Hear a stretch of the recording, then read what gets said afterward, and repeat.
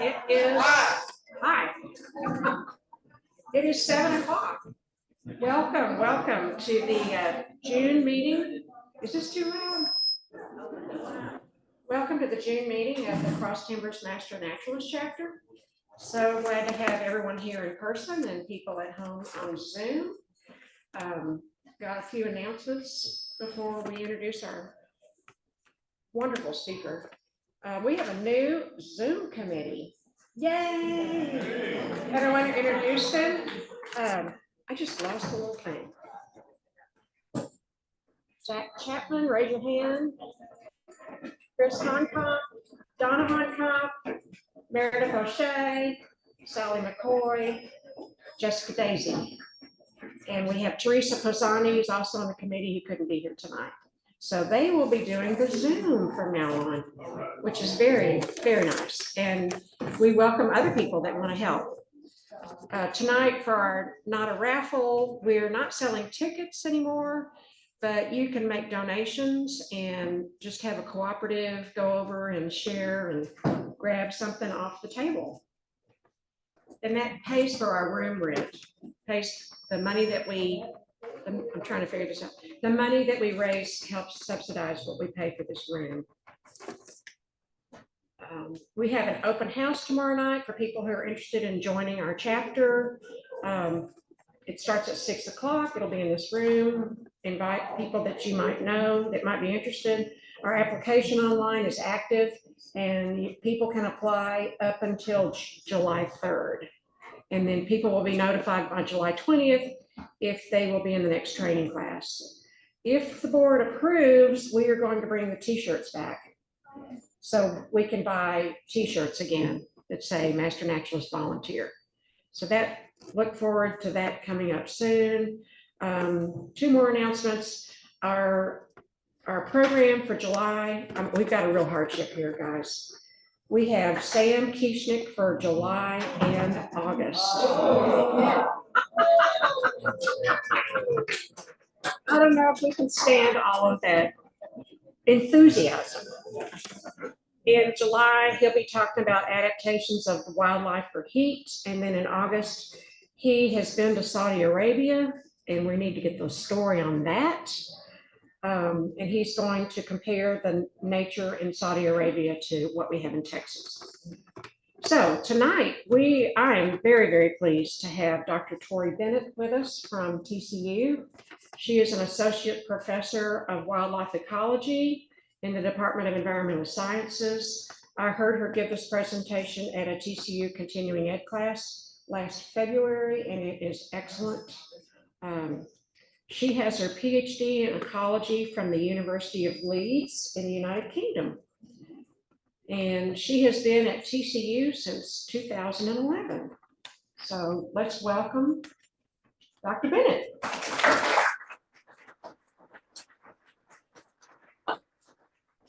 Now, I'm sorry if anybody's been subjected to me before. Can you use the microphone? I can yell even louder. Does that work? Please do. I'm going to jump around, so being contained by a microphone is just too much for me. Well, there's a lavalier. You do. It's all right. I will hit you. You'll hear me. You'll hear me. So if you've been subjected to me before, I am going to give you an awful lot of information because I love to. And hold on, I will be talking about bat boxes. So please, I know most of you are in here because of that. That seems to be the trend. Okay, so if you have been subjected to this, I'm very sorry. You're going to hear all of this again. But I'm going to try and tell you everything you need to know about bats. I have to do it that way. Now, the order of Chiroptera is where bats are placed when we look at their genealogy. And we used to divide them into what was Megachiroptera and Microchiroptera, but we don't tend to do that anymore because genetics has kind of messed it all up, and we thought that something would go in mega and it's in minor and everything. So everything has sort of changed, but we still stick to mega and micro bats as a basic descriptor. And when I talk about mega bats, I'm talking about those old world flying foxes, the fruit-eating bats, the really big ones with the big guys that you've seen on many YouTube videos eating bananas.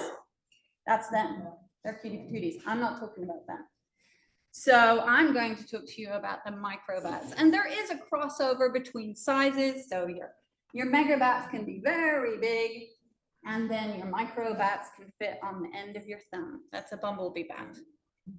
All right, so, but there is some crossover. I'm going to focus on those New World bats that are kind of found there. But bats in general, they're actually found all over the New World and the Old World, except for one continent, which is the Antarctic. If anyone has seen the series Zoo, then I will tell you bats flying and covering solar panels in the Antarctic to kill researchers in a research institute is not feasible, and especially as they flew off afterwards, leaving the death behind in a building. That's not realistic. They're not there. We're not going to expect them to fly there. But when you're looking at the tropics, that's where we have the most bats. They're super diverse out there because there's a whole 3D environment for them. And so you're going to see 145 species in Kenya. Peru's got 152. India, 128 in these tropical areas. Mexico, 137, so just over the road, right? And then you have Texas. The United States itself is in a temperate environment, jumps down to 47. And then Texas itself has 29. That is the most bats, of course, of any state, because Texas always does things bigger. It has more environments. But if you go down to a specific area within Texas, you can see for Fort Worth, there's only 7 species, kind of 6. We're verging on 7. I think I'm gonna have, oh, there you go. And these are our big players, the 6 that I'm talking about, right? So the ones that we've got, and they kind of form into different kind of pockets. You've got eastern red and hoary that are related to each other. These guys have hairy armpits. This is so that they can keep warm whilst they're hanging in a tree. They don't need bat boxes, just FYI. They hang solitarily, so you're never really gonna see one. This one looks like a bunch of crumpled leaves when it's hanging there, and it will hang in red bunches of leaves. If it's not, you send me a photograph, and I go, gosh darn it, you guys are idiots. Because there'll be one hanging out on a twig, and you'll be like, there's a bat hanging out on a twig. But that's a kind of a rare thing, I'd like to say. Then you've got your hoary bat. Now it's all this fluffy color on the face, and then it has like this silver gray back. This is because it's the bark of a conifer tree, and the branch is broken. So it's acting like a broken branch. Again, you're never going to see that one. The other solitary bat is a silver-haired bat. As its name suggests, it's black with the silver. It looks like a silverback gorilla, kind of racing stripes on the back. These guys hang out in woodpecker holes. Again, unlikely for you to actually come across one. Solitary. These guys are all migratory, and I want you to remember that because we're going to come back to that. Then these 3 down here are not. We'll work on that. It's fine. I can be in the dark. So you have the evening bat. This one is just the night. There are no features. If you see a bat that doesn't have red on it, doesn't have silver on it, doesn't have coffee colored on it, isn't like blonde in any way, and is just a really dark bat, it's an evening bat. This is our most common bat here, and it eats mosquitoes. And it likes bat hogs. Win-win-win. Okay, very small though, it's about this size.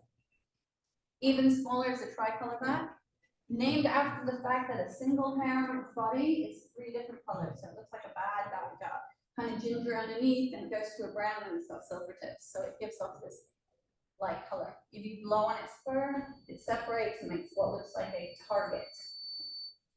And that's a tricolor. And then you have Mexican freetails. Now, these are the guys that are under the Congress Avenue Bridge. They form these huge colonies. So if you went to Carlsbad Cabin or Bracken Cave, those are your babies. And they're called free-tailed bats because a bit of their tail is hanging out the end. So all the rest of the bats have their tail membrane go right to the end of the tail. These guys don't. So I will forgive you if you think they're rodents. But remember, they're Chiroptera. Not rodents at all. And these guys are really ugly, but they're really smart and cute. They used to try and sneak out in my bag. We have a flight facility that we were testing them in. They'd work out whose bag would get them out the flight the fastest. So they're very, very smart. Or sit on your shoulder, one of the two. Okay.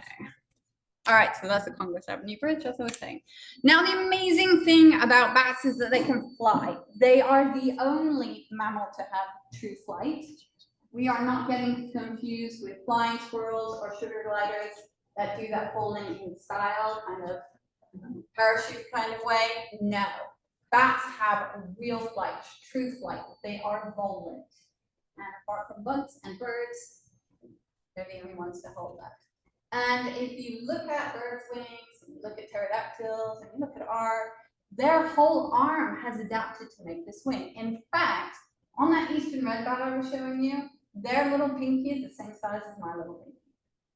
It takes up most of their body. So their thumb is on top. And this is that membrane that stretches across. It's really thin. It can get punctured. It does heal fast though.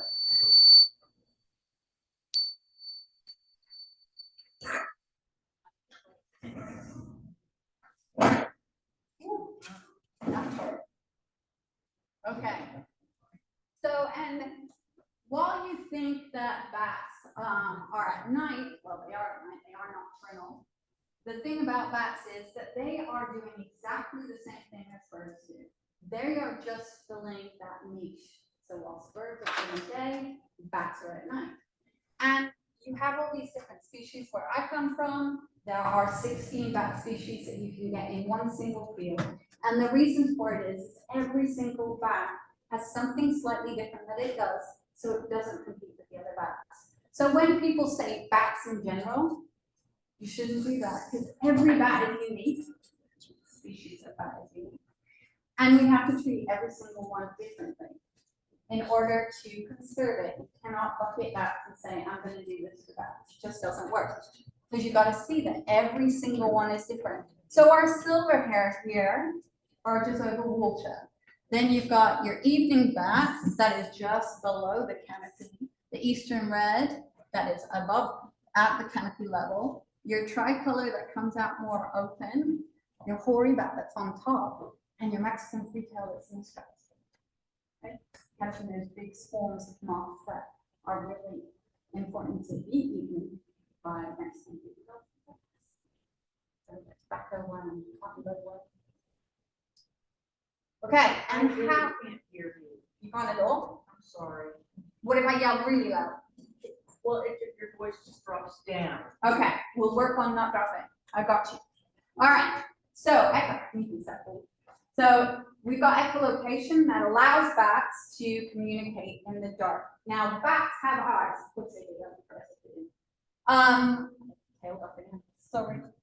And basically, they have as good as eyesight as we do, probably better than mine. A lot of contact lenses going. And they just need to be able to see in the dark, which we can't do, so why are we expecting them to? So echolocation is that adaptation that allows them to communicate in the dark, to navigate, if you will.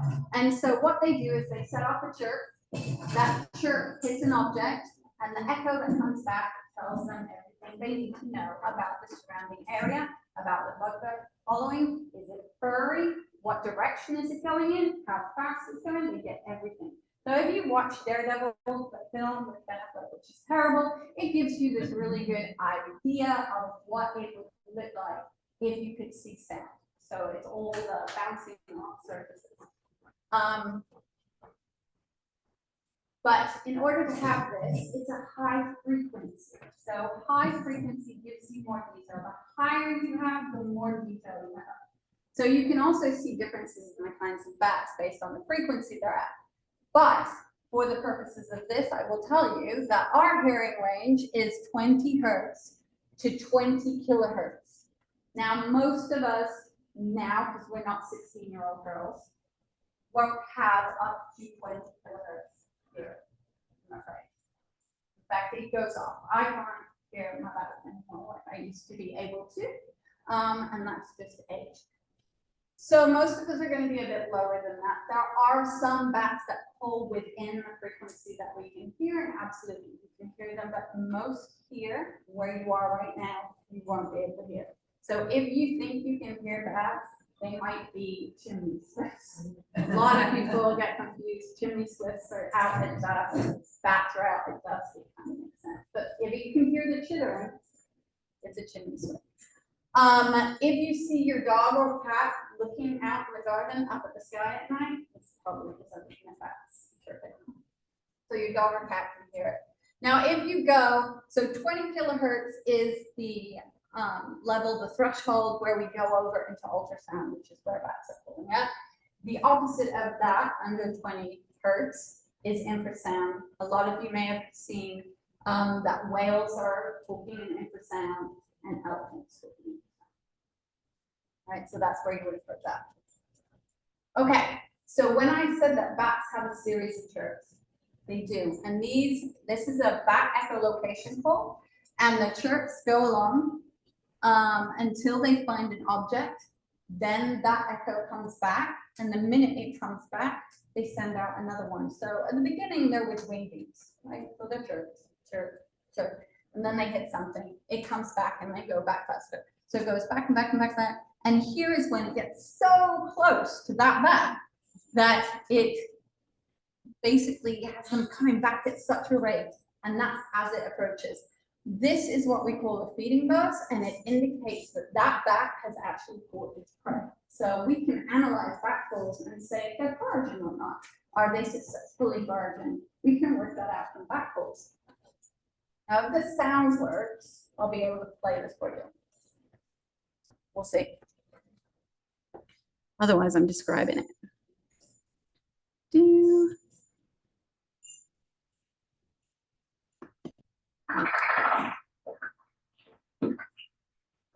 There, it worked.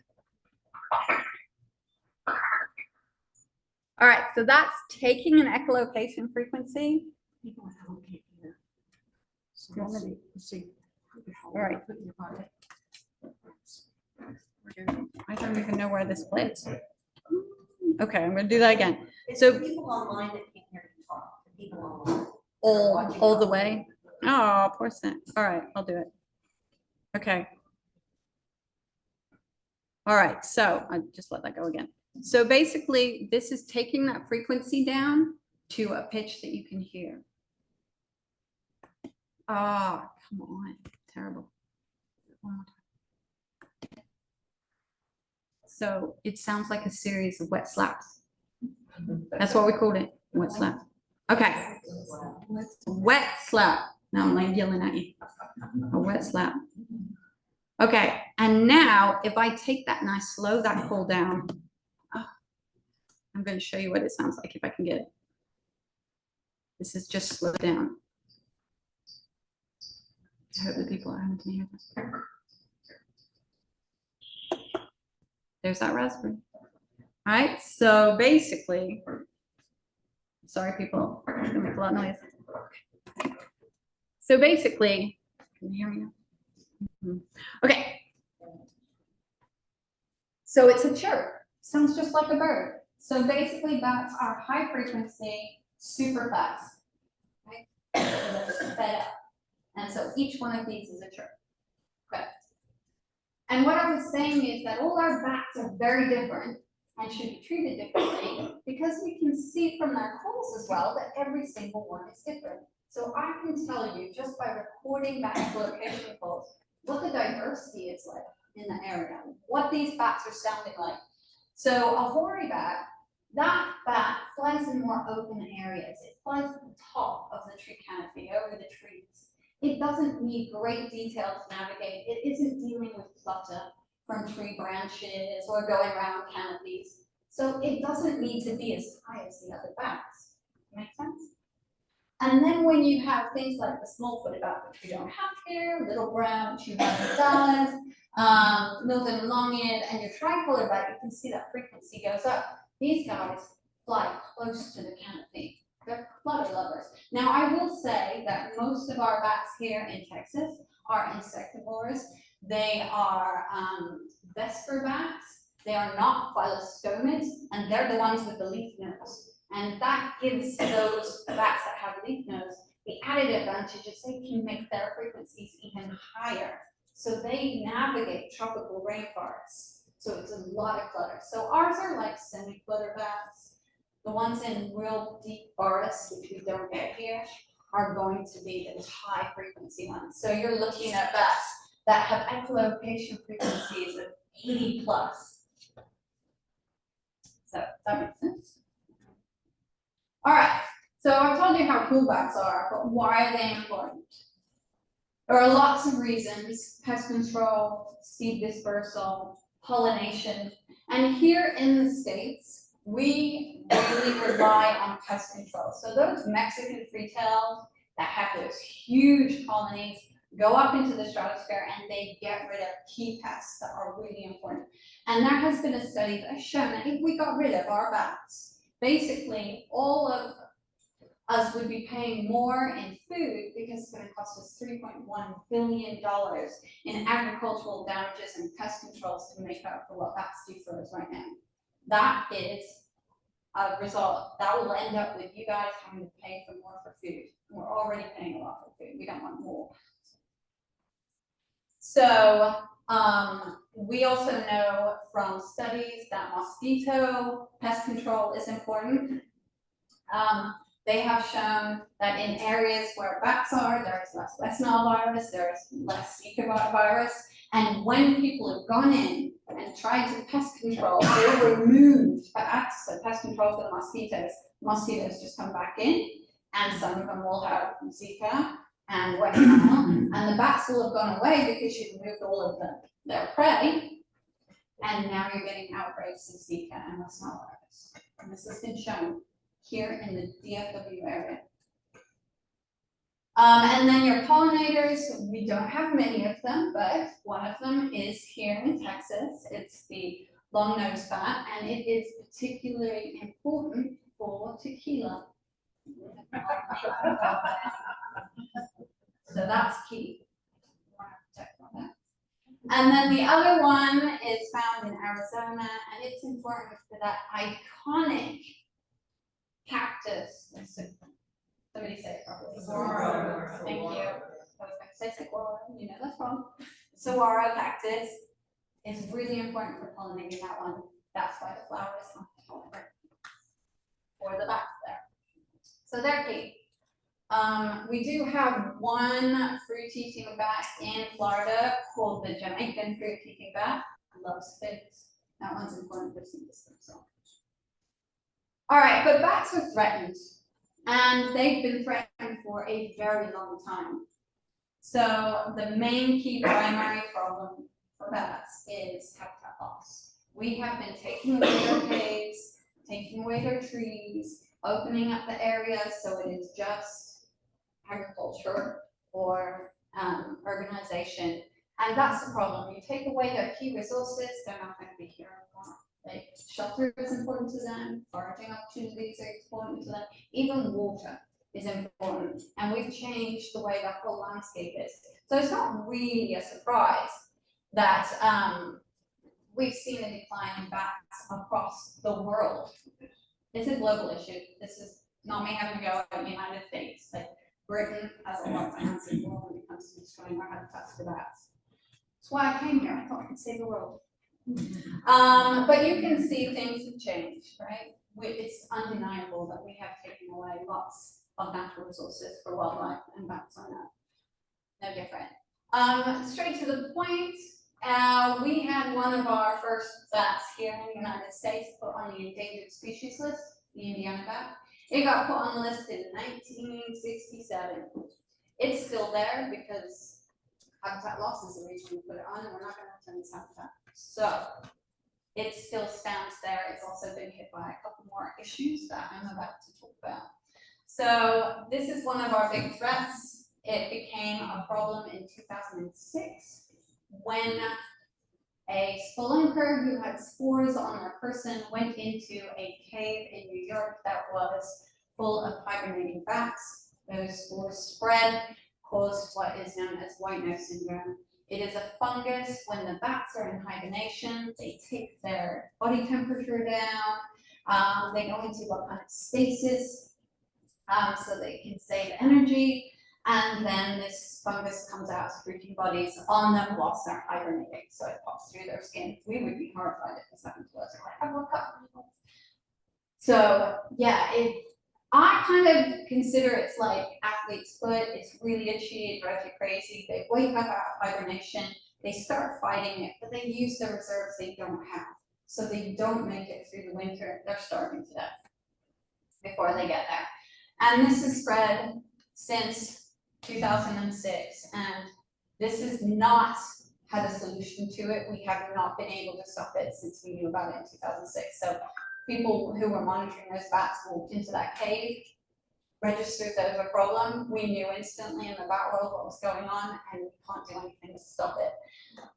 So it has consequently spread across, spread across the entire United States. You'll see that this is blue up here because you expected this to go drift this way. This is a scientist from over here going over to a cave over here with spores on them and telling the people over here how to protect their caves. So it was one of our own messed that up. So they went and jumped it over here, and now it's spreading this way. So you can see that we have had the first report this year that is now in Carlsbad cabin. So we are there. So that's happened. It just is. And the problem is it attacks the smaller bats, not the bigger bats. And it is the zone of cold where bats have to be in hibernation for 3 months that is hit the worst.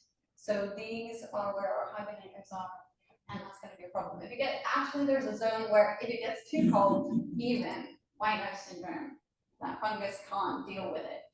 So basically what we are looking at is any bats that are down here are carriers.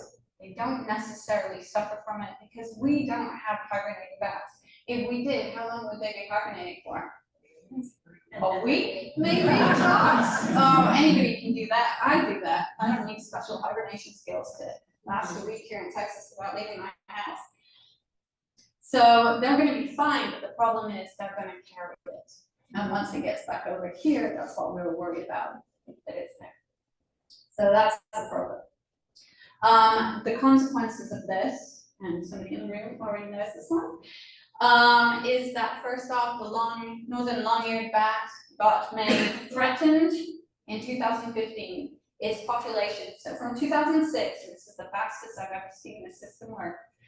From 2006, it got listed as threatened by 2015. That's amazing. That's how much this one thing impacted a species. That it was America moved mountains like this.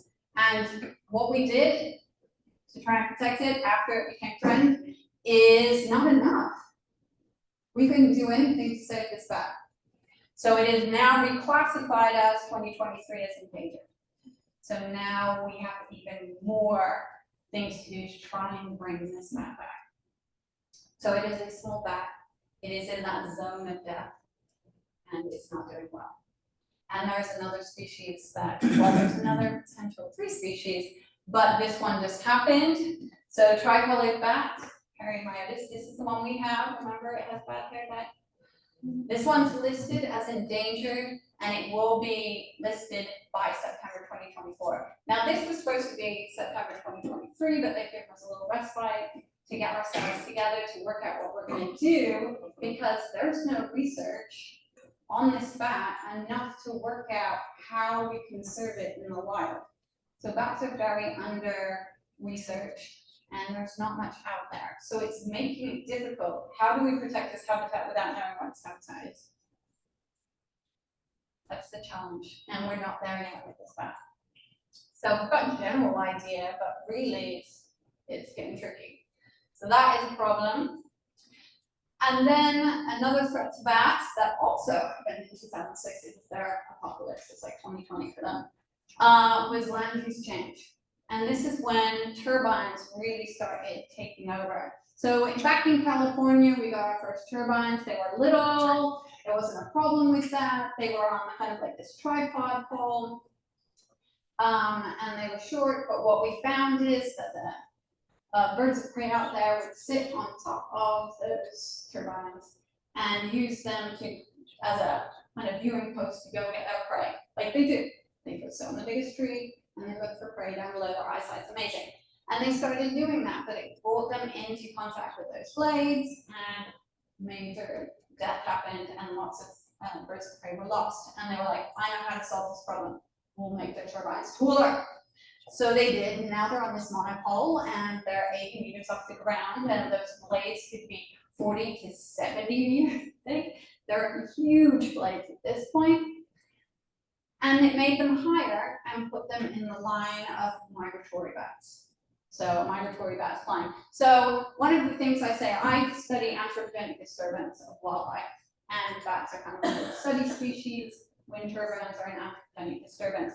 There is nothing that we do that doesn't have consequences. We didn't even think about how putting something in the airspace would be a problem. It's free, it's empty, why would there be a problem? And we see the consequences of our actions. So the problem is we don't know what we're expecting, and then suddenly there's an issue. So we were scrambling with this. And I was employed by Next Zero Energy to look into this. Back in the day, that's why I came to Texas. And it's because Texas has the most wind turbines of any state. And it's also on a migratory route. Let's see if I got the right thing. Yes, no, I did not include the slide. So the migratory routes are where the air goes. So where the wind is the strongest and flies through the states, we call them flyways for birds, and bats use them. We put our wind turbines up because that's the best place to put it, wind turbines. So there were going to be consequences. And when Next Year approached TCU to do this, they thought it was a bird problem. It turned out to be a big bat problem. And so here I am. I'm actually get it over to TCU after that. So I did something right. Anyway, so we're planning on, there are going to be a lot more wind turbines, so we need to do something about this. So the question was, why are bats coming into contact with wind turbines? And if it was a case of these collisions are random, so there are X amount of bats just flying around, and 2 of them in the area just happen to come into contact with the turbines. We would expect that the bats, which are most common in the area, to be the ones that are hit the most. This wasn't the case. Now I'm going to see if you remember your Latin names. Okay, so this is your hoary bat, broken branch, conifer tree. This is your eastern red that hangs in your red leaves.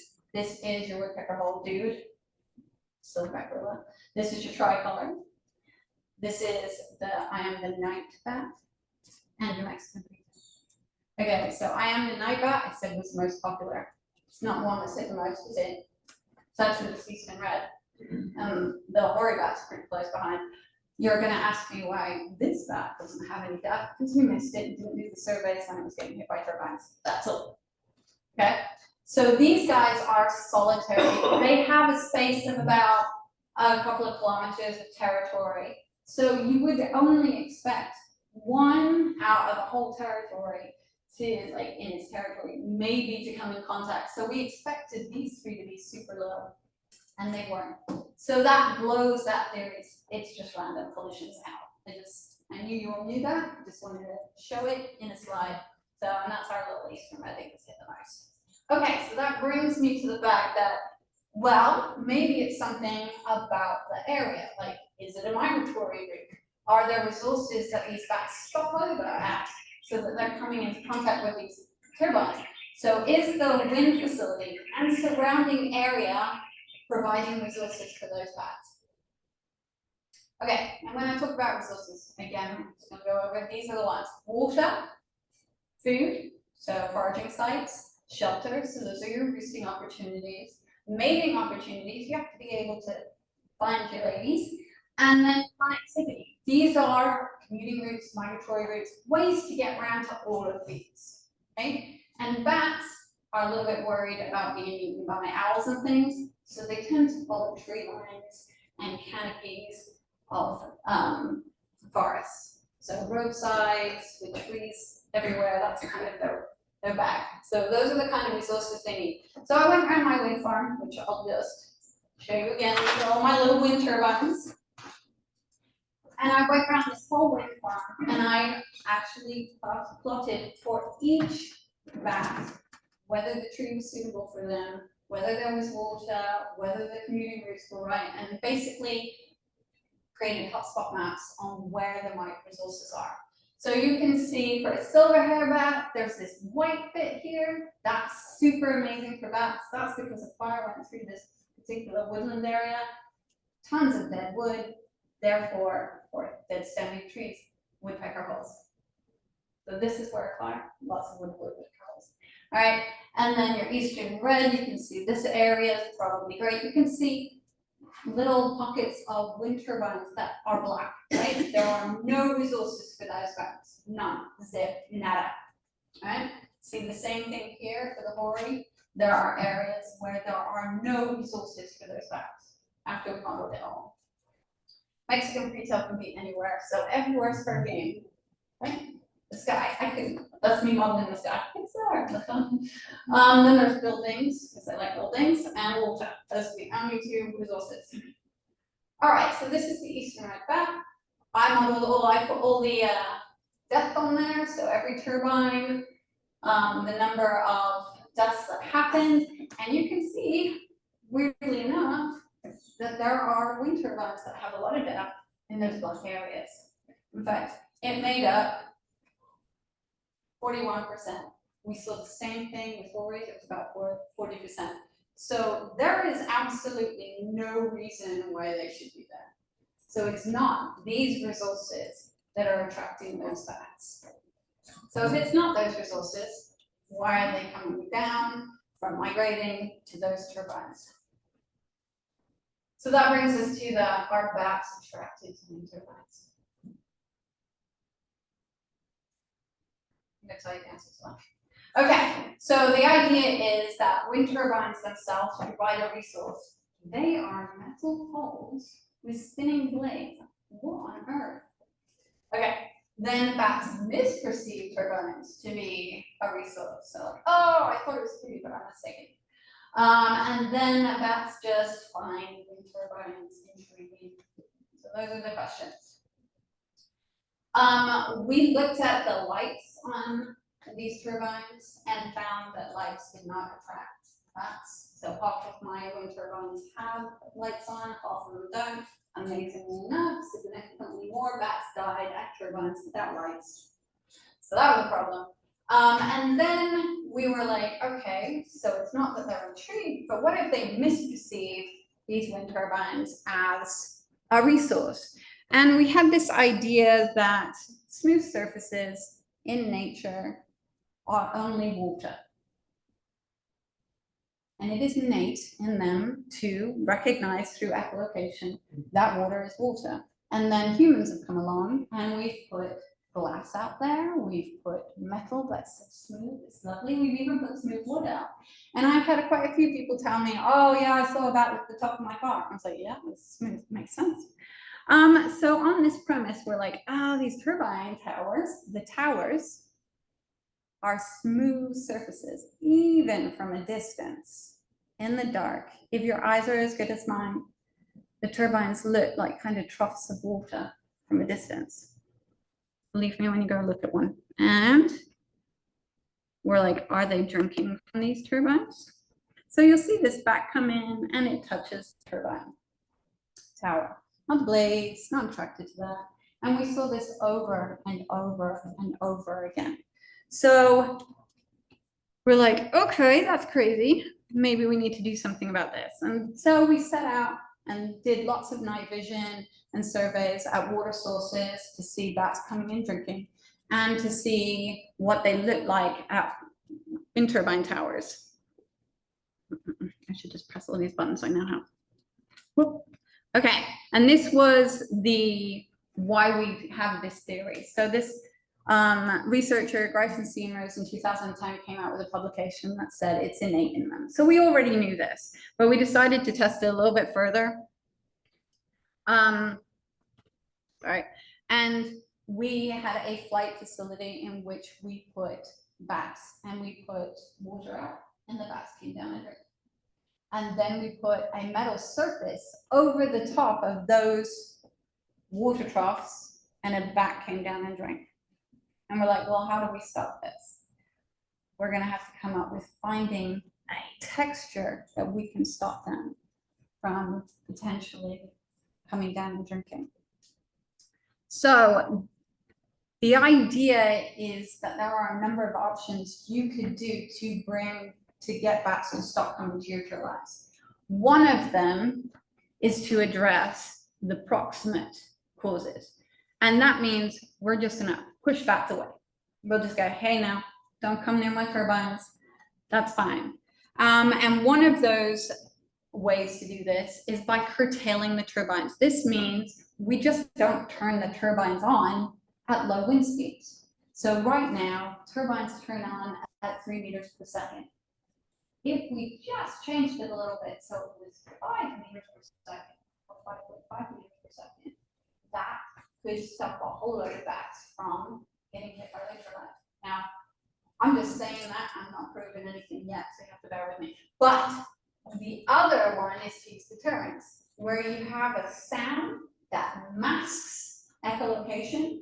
So those bats are like, oh, I don't want to go in there. It's like walking through a construction zone on your phone. You can't do it. There's too much noise. So you're like, I'll call you back later on. Yeah. So we did this curtailment to see if this was a really easy way of doing this. And we had our control. We didn't do anything to that. The bats just did their thing and died at these turbines. And then we put in a cutting speed of 5.5. And then we did it direction. So we kind of assumed, trying to save money, that if the bats were migrating one direction, we have like just the turbines that the wind is coming from that direction at that time of year. If that makes sense, right? If they're coming from the north, you basically stop the turbines if they are facing north, and if they are coming from the south, you stop the turbines when they're facing south. So that would be a good idea. So we tried that one too. And as you can see, there's not much difference between just a cutting speed, all right, of 5.5 and changing the speed and making it directional. Didn't make too much difference. And between the turbines, we got a 69 to 91% reduction in mortality by just doing that. Amazing, cool, really solved the problem, done. Energy companies don't want to turn off their turbines, even when that amount of money is just $10,000.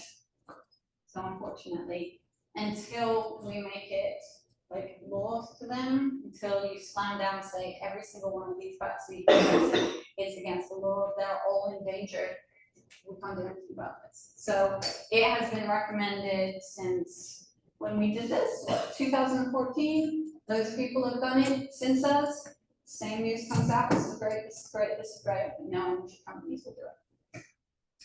So, unfortunately. So then that brings us to deterrence. They're willing to pay $10,000 a turbine to be deterrent on it. So that's funny. And let's see how this works. So the idea is you've got different species with different frequencies, and I worked for GE for a little bit where they gave us one that kind of had like an all-encompassing noise that came out, covered a whole lot of frequencies. Now the problem with this is that frequencies attenuate with distance. So sound attenuate gets quieter and quieter the further it goes.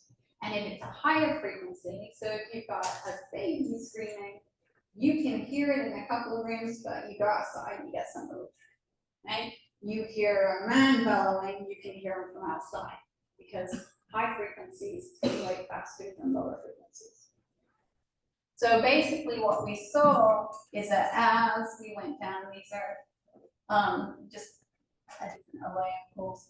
So it gets slower, like quieter and quieter and quieter. So let's test. How big did I say turbine blades were? 40%. Okay, so you can already see it's definitely not working by the time we get to 70. It's just gonna be like a little hum in the background. So that's the problem. And then when we look at frequencies, all right, so our 4 bat had that low frequency. absolutely, deterrent's gonna work for them, and probably as far as they're gonna hear. So hopefully that would work. But when you have something like the eastern red, higher frequency, that attenuates quicker. And that's the problem, it's not gonna last that far, and we're putting these deterrents, you can't put them on the blades very easily, because the wires don't hold that on that spinning. So we have to put them on the nacelles, that was GE's intention. That's not gonna work. And then when you've got this northern long ear, that one that's now endangered, it's not gonna work at all. That has a really high frequency, that's not gonna work. So the problem was, let's see if my animation works, you've got these 3 species, and it pushes them out to different distances that they can hear the sound. So you've got these bats who can't hear it at all, are still in the danger zone, as it were. Eastern reds here, it pushes them out enough to put them in the path of the faster moving part of the blade. So those blades are going at 200 miles an hour. They're really fast at that end.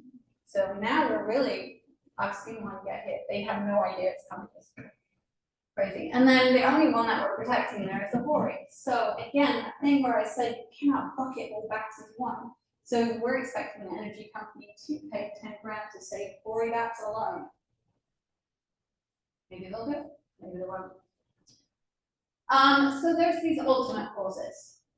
The ultimate cause, or trying to address the ultimate cause of these mortalities, that means stopping those bats from wanting to come into those turbines. What is it those bats are attracted to?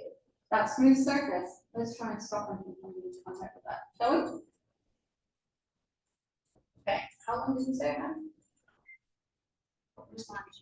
Really? Yes. Oh, that was so bad. Okay, I hope you guys are here for the next. Okay, so we designed this texture. It took a lot of research, came up with, if we put beads on the turbine, in the paint that you put on turbines, could you stop it? And those studies that we did where we put the sheets of metal on, we painted it so it looked just like a turbine, bats still drank at it. We put it on so it was horizontal, bats still drank at it. We then put just standing, bats stopped drinking at it. But how big do you make those sound particles? Depends on the species. So we had to make this all encompassing, had to have little ones for the little high frequency bats, and it had to have big chunks for the big bats, but not too many because you didn't want the little ones to hang on. Oh, it was a whole thing. So, and we got the energy company, Next Year Energy, to put it on turbines. They were supposed to do 3.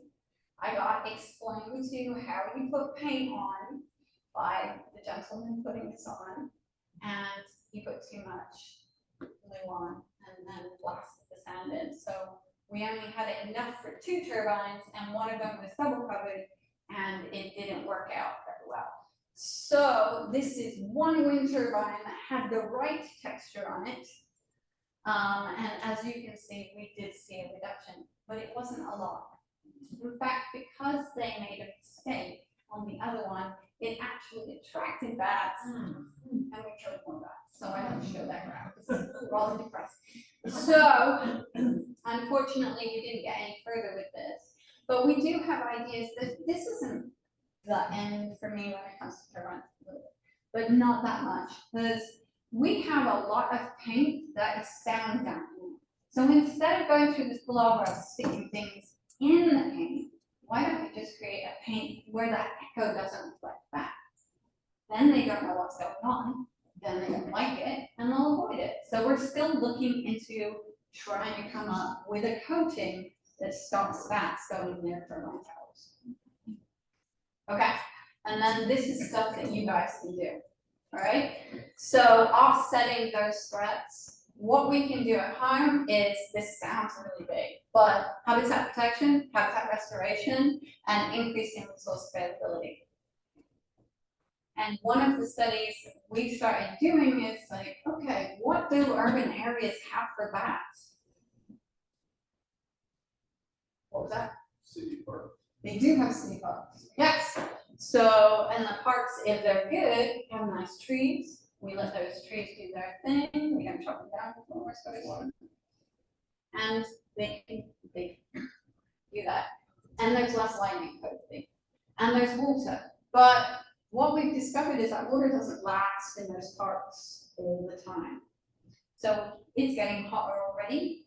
I know it rained a lot, but that rain is evaporating. And so our drainage ditches and our retention ponds that are tend to be in our parks, because all the parks along our drainage ditch system, they're drying up. And so there's not a lot of water for bats.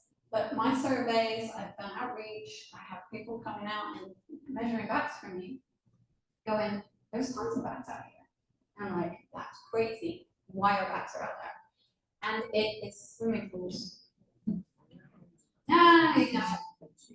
So I had this student who looked at water in a retention pond all year round and did a simultaneous video session of thermal cameras at swimming pools. And the minute that water dried up in those retention ponds, that started drinking people's swimming pools.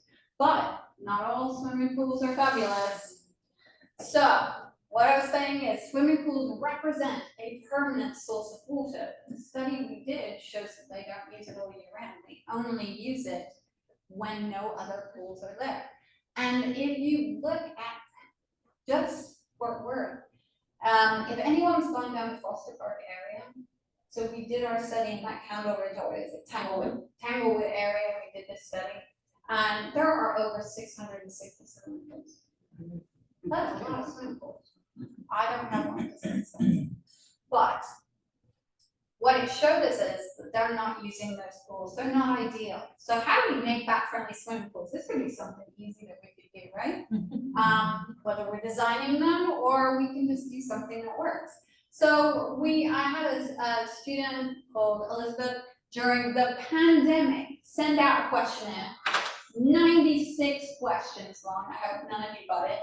But because people were bored, you hope for a 10% return rate. We got a 60% return rate because people didn't have anything better to do. I have that published. Thank you, whoever did that. So, but what we found out, she did a whole bunch of surveys to look at what was going on. She found that if you just turn off the lights, then you'll get bats. Bats are lunophobic. They don't want to be exposed to lights. So if you want bats in your backyard eating those mosquitoes, why do you have your lights on overnight? What is the point? Save some electricity. Right? Use it in an air conditioner to eliminate your bat. Keep your pets inside. I'm not saying a cat can jump in the air and catch one, but bats are a little bit nervous about cats and dogs being out there. If they have to go, probably let them out, but don't have them roaming free in the evenings. Just at dusk. How about that? Avoid clutter next to the pool. These guys have to come in like a plane to be able to drink at these pools. They have to have a good sweep, else they feel it's dangerous to drink water on the way. So make it so they come in and they sweep in, and they've got a clear path to do so. Don't have pool floaties. That gets in the way, that's clutter. Make sure they're out. Then, lots of people ask me, well, chlorine's bad, right? We put our newborn babies in chlorinated swimming pools. This is before y'all are talking about this. But, so there is no evidence whatsoever, I promise, that any animal is affected by chlorine in swimming pools. This isn't. You guys drink it all the time. And I know you're bigger, but these guys don't have a 100-year life expectancy as all of you will live to. These guys have 30. But there is no evidence that it's affecting them, and it doesn't stop them. So they're absolutely fine with chlorine swimming pools, but they do have a tendency to like salt and mineral a little bit better. Probably because they're like Gatorade. Lovely. Got electrolytes, you know. All right, and then if you were going to put a pool in your backyard, I'm going to give you a surprise. So I thought, logically, that a round swimming pool would look natural, and therefore that's would come to a round swimming pool. I was wrong. Straight edges are best because it gives them a longer runway to get in. Yeah, kidney pools, terrible things, terrible things. All right, and larger pools are better. We have a hoary bat. It's much bigger than other bats. It has trouble coming in. It needs a bigger pool. So if you want more diversity, of bats coming to your pool. You want all 6 species visiting, just get a little bit bigger pool. Okay, and add a cliff feature. I mean, we're making it nice now. So you know how I said they like running along tree lines? Bit of protection by one cliff edge, not 2. You can have this cliff edge feature next to it. That's up to you guys. I mean, you could be like it. And last but not least, do not remove trees. Instead, consider planting them. You have to have that pathway of trees from everybody's neighborhood to get bats to your pool. If you live in the middle of nowhere, in a ranch land, and you just have a pool, I'm sorry, the bats can visit your pool. Because there's no trees for them to get that little pathway to get. They need to feel secure when they're flying. They're very picky, these bats. Alright, so those are the things we can do if you have a pool. Now, the other thing I promised right at the end is I'm going to talk to you about bat boxes. That is a resource. Now, all of the parks, as this gentleman said, full of trees, absolutely fantastic for bats. We do not need to put bat boxes in green spaces unless there's no trees. Then we need trees. And one also lie that you guys have been existing with is putting bat boxes on poles. Here in Texas, if you want bats to die, it's a perfect way of doing it because they'll overheat in that box. It's full exposure, it's direct sun on them, it's not great in any way. So it doesn't work here. And Bat Conservation International perpetually have got this on their website promoting it. The only one that really works is a rocket box, and it has thermal insulation, so it looks like a puzzle piece when you look inside. And they can get and wedge themselves in the middle one, which means they're thermally insulated from the outside. Now, somebody in one of my talks one time went, I'm really sorry, I have a bat box on a pole and it works beautiful, and I went, you told me lies, let me see. And so he's been working with me for the last 10 years because his bat box is full of bats. But the reason is, there is a reason, I didn't make this up. Okay, he's got it angled, so one of the bat boxes is shielded by trees, kind of like it's always in the shade from the east. And then he didn't just put one bat box, did he? He put 4 giant bat boxes together, and 3 of them insulate that one. That's how. So you have to find ways to insulate if you're gonna do it, don't just put a bat box up. So there is code for a bat box on a pole, just, there's a whole load of set conditions. These guys overheat is the issue. So I give away bat boxes. I work with Boy Scouts of America. And if you have a place where you can put bat boxes, I give you those bat boxes for free. But bats is picky, so I will only give them to you if you have an appropriate place. Don't have many bat boxes at the moment, but I can take a list and do it. Or I have instructions on how to build bat boxes and put them up. All right, so most of you are not going to have a 2-story building, am I correct? Yes? Yes. Good, and ranch houses, not 2-story. So if you're going to have a bat box on a building, you have to have a 2-story house. You have a 2-story barn. That house has to have a south-facing wall, and where the apex is, where you're going to put that bat box, no door underneath it. That's it. It'll be tricks on people. So you don't want that. So you want a south-facing building that doesn't matter, has some roses underneath it. It's all perfect for the roses. Yeah. And under the eaves gives it that protection. And that south means it is not exposed to as much sun in the summer as everywhere else. That is only going to work for Mexican freetails and evening bats.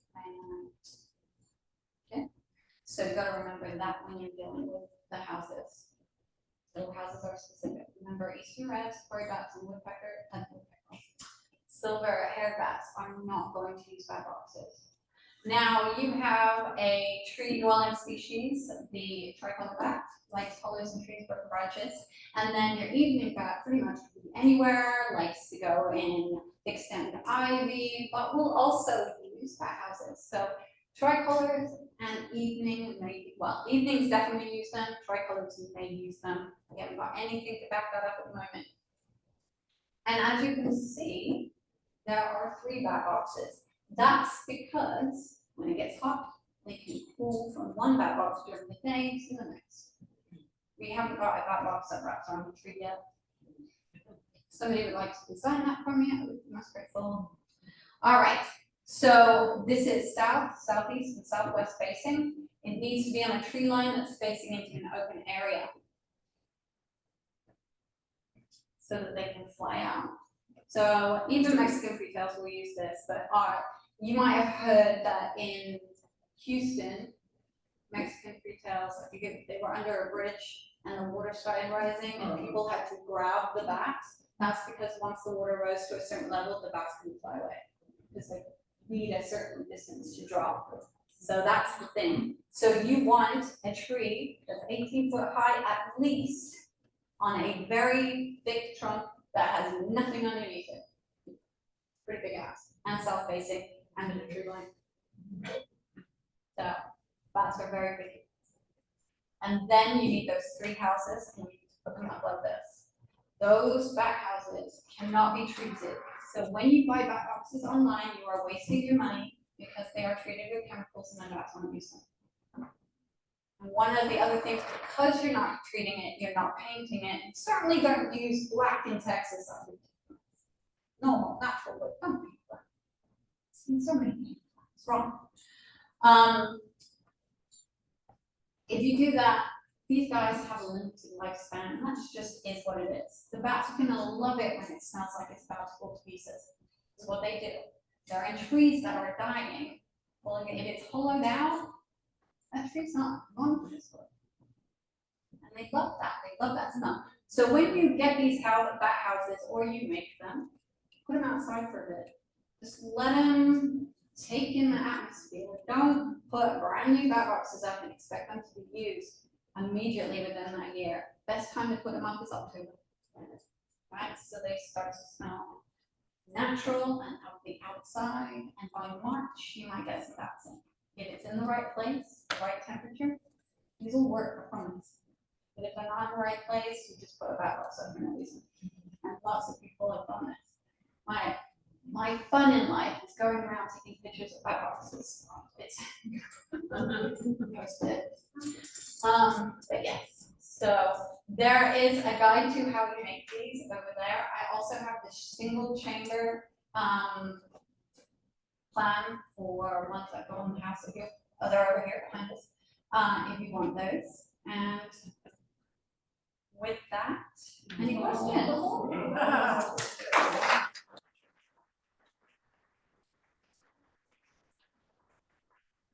Some Zoom questions. The first one is, do bats attack birds and vice versa? And vice versa. Uh-huh. Let's think. Yes, both.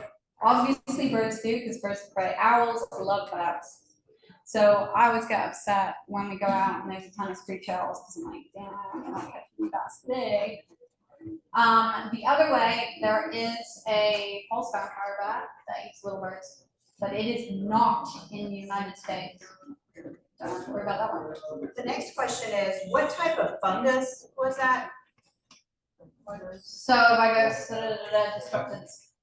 Right. And then the last question is, let's see if I get this. With tricolor bats listed, do you think NEPA implications would affect the population growth trends? As in NEPA, I got you. So yes, no. So when you do a NEPA, does everybody know what NEPA is? No. Oh, okay. So if you have any federal government going into any development, you have to do NEPA.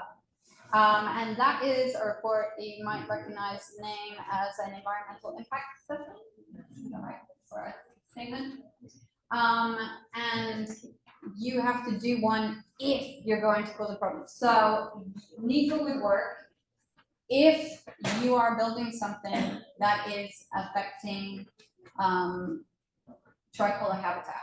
So you are getting rid of a known roost site or a known foraging site, And that is the tricky thing because we don't. So the only thing we say when it's threatened or endangered, particularly endangered, is it in the area? Could it be in this range? Then you have to do surveys, and if it's not there, you don't have to worry about doing an impact study. So it won't help, and we don't know enough to help. We also had two other questions in the chat. Do wind turbines give off any certain vibrations that attract bats? Can you repeat the question so the yeah. viewers can Do you, yes. Do wind turbines give off vibrations? Okay, so in answer to that, I would say they do not give off high frequency noises. They actually give off a lot of infrasound. And the only time they give off high frequency noises, which is awesome, is when someone has shot a hole in the blade. And then it makes the horrible noise, which could mask bats from coming in. So I encourage you shooting blades. The second one, why don't we have bats nesting under bridges along the Trinity River or Fort Worth? Those bridges are not set up. So the Congress Avenue Bridge is like a suspension bridge. It has these lines of very, very thin metal, and that's where the bats put themselves up. Because the design of the bridges in Fort Worth over the Trinity are not designed that way, no bats. So. But we can put them in. So that would be a thing, if we wanted a Mexican hotel population to try and be Austin. I mean, is that doable? I mean, is Yeah, absolutely. So I have given recommendations. So before I came into TCU and all of that, I was a bat consultant in Britain, and we would do lots of conversions. And I went out to a winery, and they had a barn, and we turned that into a bar. They wanted to promote what they had. They were bat friendly. Wineries, they put a little bat on their wine label. I'll play. But yeah, we turned that whole barn into a fish site for bats, and it's still used today. Easy enough fun, if you know how. Where do bats make their nests in this area? So, can I say no nest? There's no nest material making, it's a roost site, they just hang there. Where do they go? So, the eastern red and the hoary hang into it. How high up? Yeah, and how many? How high up? Oh, it depends where the red leaves are, where the branches. I think the hoaries go a lot higher than the eastern reds, but I've been right next to an eastern red that just happened to be hanging on a branch there. Which I flipped it because Have you been to the hang close to the Trinity River? So the Trinity River doesn't necessarily provide all the resources they need. So a lot of the Trinity River, if you're walking along the Trinity trails, there's not really great trees along it. So it doesn't make it great, but there are areas that are good. The whole of our neighborhoods are fantastic for bats if they have trees. And broken branches, peeling bark, thick stem diving, all of those things are great for bats. So I don't know how much more production of the type of turbine we can do in the US. I don't know. I don't have the slide on me, but a lot. A lot? Okay, well, I was gonna say as far as like change the texture issue with wind turbines, could it be addressed from like a manufacturing standpoint? Yeah. When I saw that picture, it was like a pixelated image of a wind turbine. It was like this jagged, like pixel image, but it gave me the idea, like, what if it was just, it looked like that in real life? You mean it was embossed? Doesn't go well. Oh, that one. That one? Or no, the one, like, you see how it's Oh, like a stack? Like yeah, okay. So we tried, like, there's actually a wind farm who saw our presentation on how we need to texturize the surface and build their turbines, not so it's stacked like that, but it's so it's ridged along the side. And they had some success. Because the little bats can eat. The problem is if you still have strips, the little bats will go up the strips. That's the problem with that. But it almost worked. But yeah, our idea was that when they make these, once we came up with a texture, it would be on all new turbines coming out. That would make it cheaper. Oh, absolutely, absolutely. Do you wanna know how much this costs? How much? Not really, but yes. $250,000 to put it on 3, and the guy messed it up. Yeah, so now you know why next year he didn't ask us to do it again. Hold on, there's somebody like- Yes, Has there been any progress with the flat nose syndrome? okay, so, they have created tons of fungicides that can be used. The problem is, you cannot spray them in the caves because you're destroying ecosystems that have fungus in them, that are natural and great. So that's the biggest thing that they've come up against. You cannot spray. And then you're only spraying caves that you know. And we've got all these bats that could be in little tiny sinkholes, living their best life, and we just don't know where they are. We only know where the big roosts are. So there's this huge problem is how do you get this out to all the bats that are being affected? And we just can't. So there are people who have in their labs or at home these giant fridge systems, which they go and grab as many bats out of a roost site as possible. They put them in their fridge to like have them over winter, and they have like a kind of a spray that deals with giving them fungicides so that they're clear, and then release them. But then if they don't catch the same bats next year, so a lot of people are putting a lot of effort into this, and it's got to the point that we've got decimation of at least 3 populations. It's almost everywhere. We've got to change gears and talk about conservation and restoration of habitat and make those bat populations recover now, because we're almost through with it going across everywhere. What's left is what survived. That was very negative, I'm sorry. I'm not like that. We're gonna save the habitat, let's do it. Would there be a way to split the difference on these windmills and use the frequency for one type of bats and paint for another type Yes. of bat? That's exactly what I have recommended. So you can do a deterrent, but you gotta remember that's costing a lot. You're putting a coating on it, you're putting a deterrent on it, you're curtailing. We can solve this problem if they just curtail. Like, it would be so much cheaper just to curtail. They're doing it in Canada, once 10 bats have been killed out of a turbine in a year. So if 10 bats die, 1 turbine in a year, that whole wind farm has to curtail. But up until that point, they're spending millions on people looking for bats, dead bats. And we spent millions paying technicians to look for dead bats over those years, which they could have just saved by curtailing. It's insane. Hold on, there's one over here. You showed a picture earlier that had several bats on one big leaf Oh, on the bottom face. wait. Do bats come back, do the same bats come back to the same leaf each night? Yes. Or Okay, or so each day, here, I mean? this is my favorite. If we're talking about There. that one. So Yeah. this is my actual, the only reason I snuck this in is this is my absolute favorite bat. It's the little white Honduran bat. So it is a tent making bat found in Honduras and other Central American countries. And what it does is it finds a banana leaf and it nips down the rib and the leaf caves in, right? So it just falls like a tent. And the sun goes through and reflects green on them, so they're completely camouflaged little white fluffy control balls. It's amazing. So yes, because they put the effort in fighting the leaf, they'll be there until they go off and do something else, or until the leaf falls off or whatever.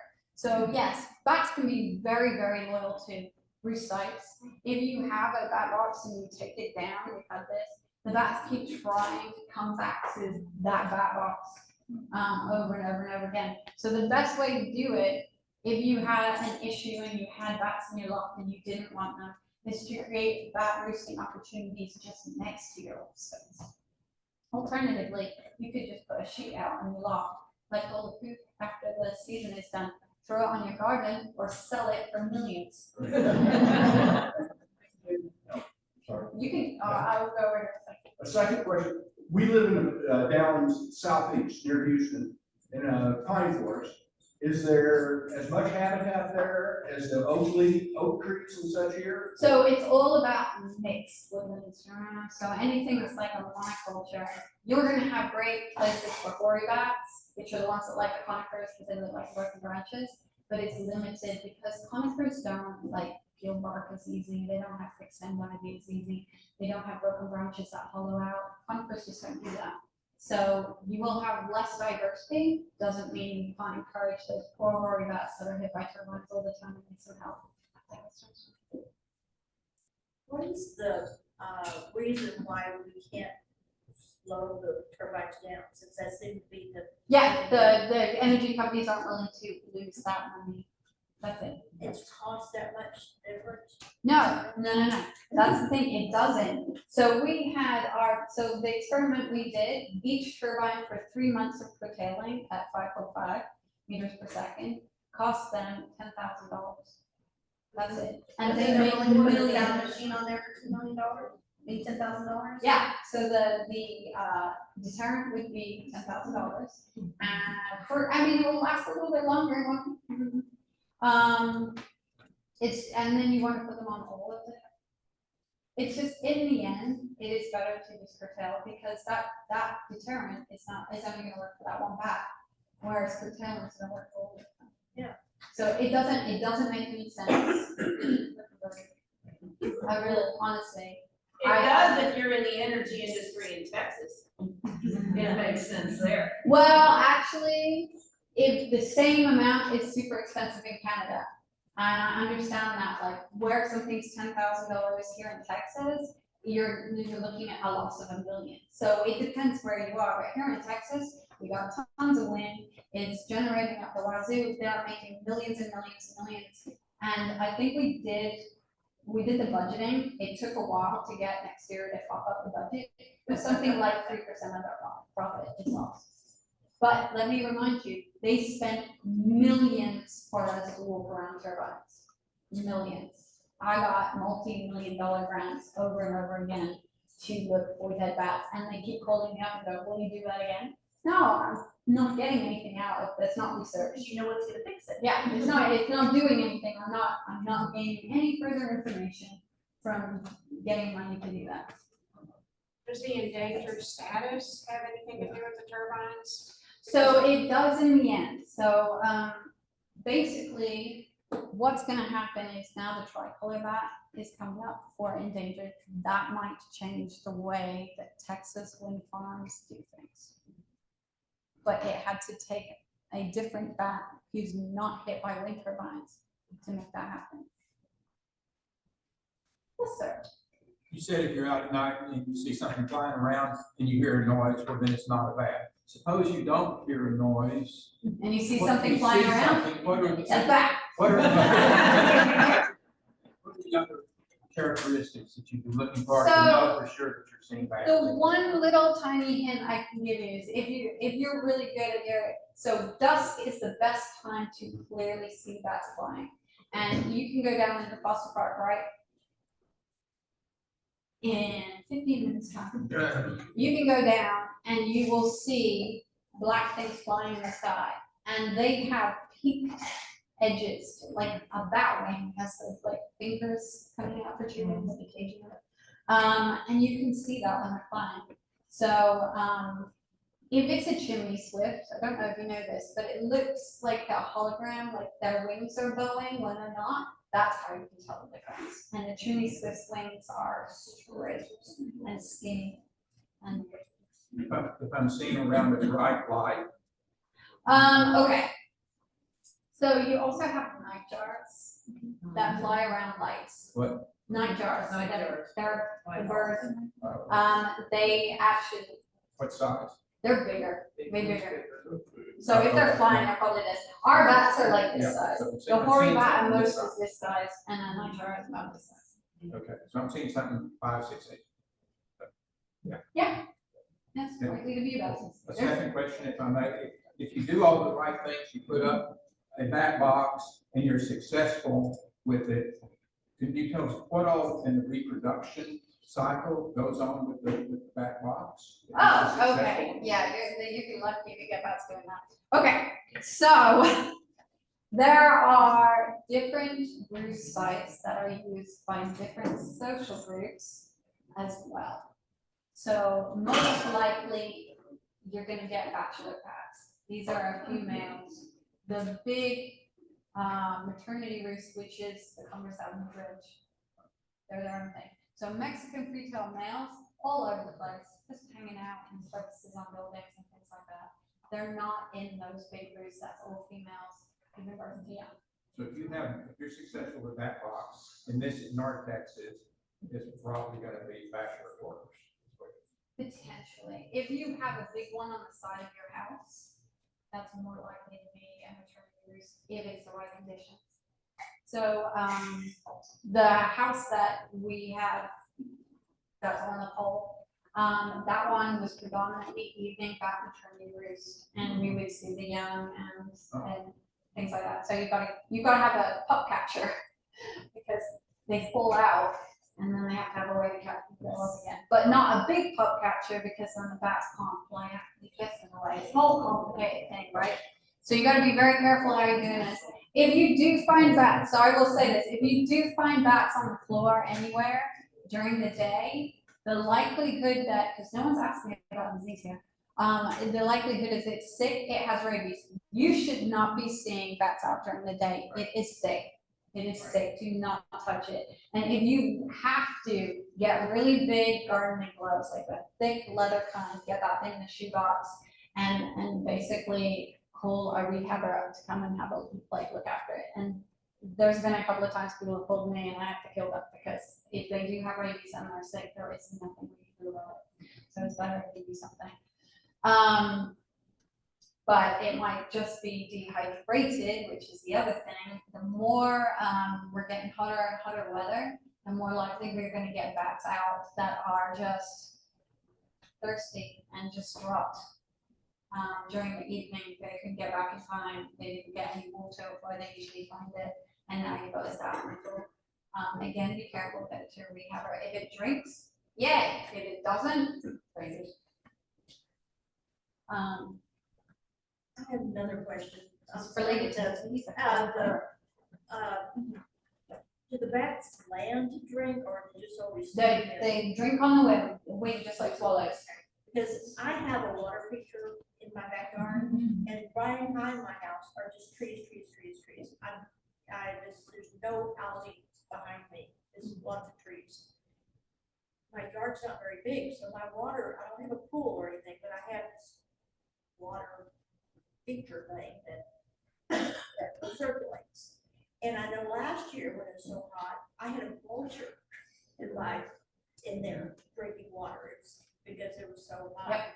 Water was so scarce. So there's no way that a bat would go someplace like that if there's. So no, they tend not to pull to things, and if it's not open enough that they come and they don't. So if they are smaller, they can do little V's and come in, so the evening bat can do this, but the eastern red caps can do this. The other thing is bats are picky, depending on species. So most of the bats here can only do still standing water. So if it is moving, they're less likely to go near it. And that makes it a choppy surface, and then that isn't smooth anymore, and their echolocation doesn't register it's water. So there's a lot of things. So yeah, no fountains.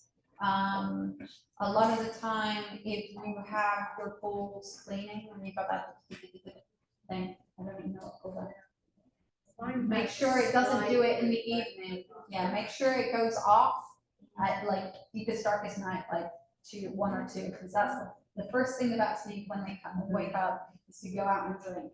So most of you will see drinking in your pool within the first hour after dusk. Thank you.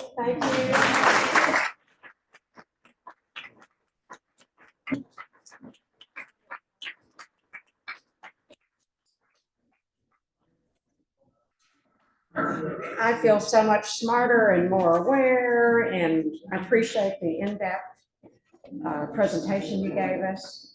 And thank you for all you're doing to save these wonderful creatures. We need to protect them, yes. So we have not a raffle, and we're asking for donations to pick up something. I want to know how many people here are visitors? Raise your hand. Glad to have you. How many people are here for the first time? First time, raise your hand. Thank you, thank you. Okay, guests are always welcome. And I hope everybody has a wonderful evening. Be safe, and we'll see you later.